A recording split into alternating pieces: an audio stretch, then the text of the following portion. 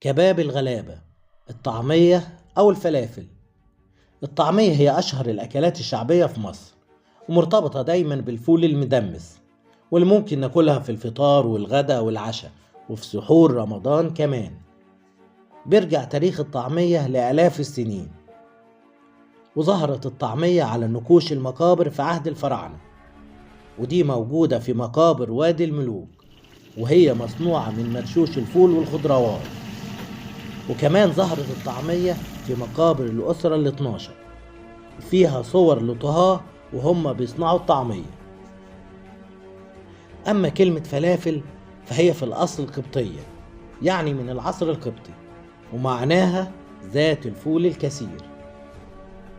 وكل الدلائل التاريخية دي بتأكد إن الطعمية أصلها مصري ومصنوعة من الفول، وده على عكس الشوام في سوريا ولبنان وفلسطين اللي بيعملوها من الحمص.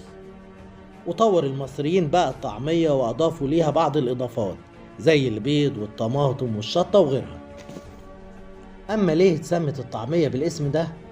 فالمصريين سموها كده من لفظ طعام، ويقال إن هو بسبب طعمها الحلو واللي حبوا المصريين جدا. ورغم إن الطعمية أو الفلافل بقت بتتعمل في معظم دول العالم، لكن تفضل على حسب قول المؤرخين أكلة مصرية أصيلة من آلاف السنين.